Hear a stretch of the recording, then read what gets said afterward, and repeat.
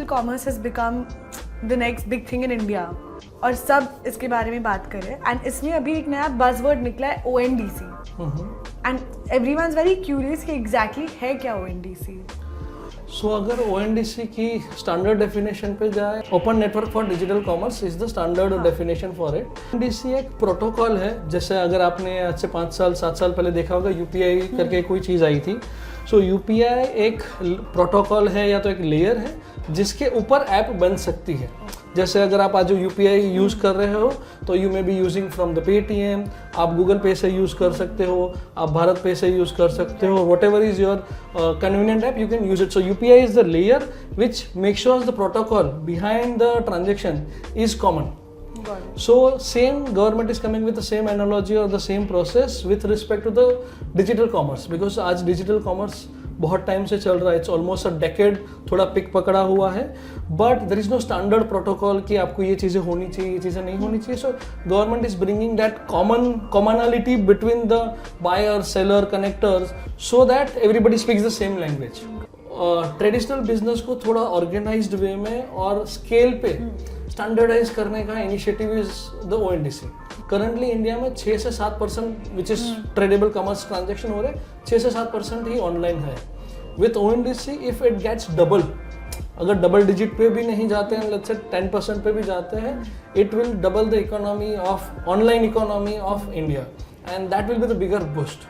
ONDC के protocol से एक स्टैंडर्डाइजेशन आ सकता है, बिकॉज आज जैसे अमेजोन काम करता है, जैसे फ्लिपकार्ट काम करता है, जैसे स्नैपडील काम करता है, हर एक के UI अलग अलग होंगे, हर एक के एक्सपीरियंस अलग अलग होंगे, हर एक की चीज़ें सारी अलग अलग होती हैं। So standardization is the main achievement of this government via this ONDC की जो बिजनेस अलग अलग जगह से अलग अलग तरीके से हो रहा है, उसको एक तरीके से कैसे देखा जाए और एक तरीके से कैसे करा जाए, ताकि जो बायर या सेलर है उनका एक्सपीरियंस प्लेटफॉर्म ड्रिवन ना रहे, it has to be based on the protocol.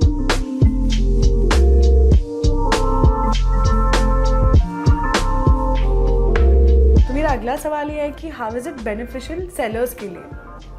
सो आज की डेट में आप सेलर देखो तो सेलर अलग अलग प्लेटफॉर्म पे काम करते हैं, उनके लिए अलग अलग ऐप है, सारी चीज़ें हैं। सो सेलर के लिए इंपॉर्टेंट क्या होता है, आज कोई भी सेलर या कोई भी चीज़ हम बाय करते हैं, we see the reviews. Correct. तो सेलर के लिए ऑब्वियसली कमीशन, रीच, वो बहुत सारी चीज़ें भी बेनिफिट होगी, will I speak later. But the important चीज़ है जो आपने अपनी ब्रांड बिल्डिंग करी है उन प्लेटफॉर्म पे by providing the service. The moment आप प्लेटफॉर्म चेंज करते हो, that gets change. Here what happens, your ID which is created for the seller.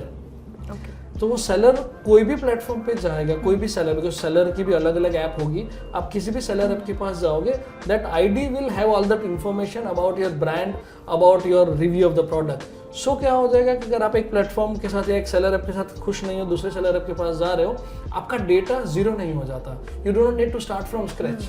आपकी क्रेडिबिलिटी जो बनी है over a period of years वो यूज में आ सकती है।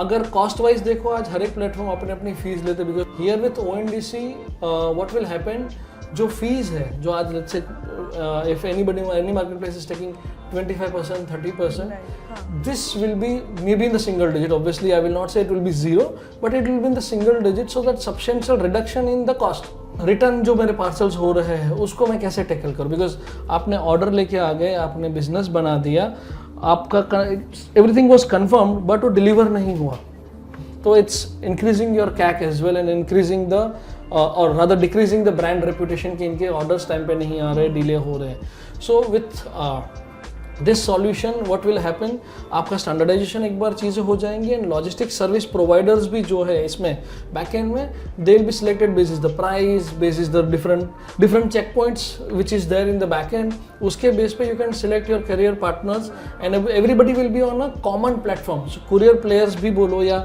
सर्विस प्रोवाइडर या एनेबलर्स भी बात करो, दे will be on the level playing field. Nobody will have a over advantage above anybody else, and that's the main purpose of ONDC।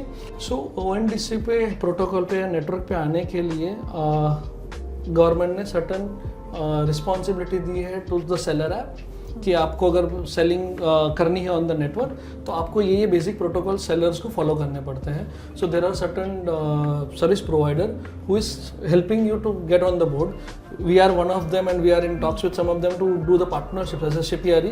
We will help any sellers who wanted to go into ONDC. We will help them with the basic information which they need to have it.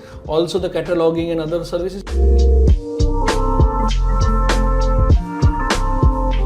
शिपयारी कैसे help कर रहा है दूसरे sellers को ONDC पे आने के लिए? तो शिपयारी यहाँ पे दो तरीके से हेल्प कर सकता है. एक है कि बायर एंड सेलर के बीच में जो ट्रांजैक्शन हो रहे हैं उनके जो प्रोडक्ट मूवमेंट करनी है, that Shipyaari can take care of it.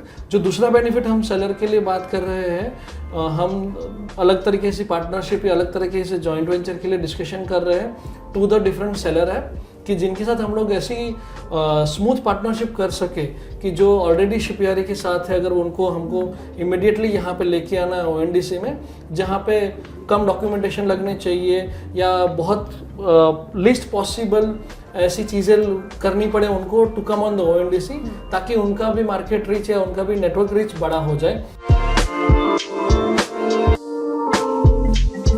ONDC का future what does it look like? So ONDC को हम ऑलवेज UPI के साथ कंपेयर करते, बिकॉज जब UPI आया था एवरीबडी वाज सेइंग दैट ये नहीं चल सकता, India is a cash economy, हम वहाँ पे थोड़ी QR कोड कोई सब्जी वाला लेके बैठा होगा. But we seen the change and that change happen in last 4 to 5 years. The Indian economy या Indian online penetration as I said is around 6-7%. With this ONDC ये जो नंबर्स बढ़ जाएगा and the scale at which this can expand. It's too early to say that कि इसका outcome क्या होगा और इससे हमको क्या फायदा होगा, क्या नुकसान होगा. But I can say one thing, it will be the game changer for commerce.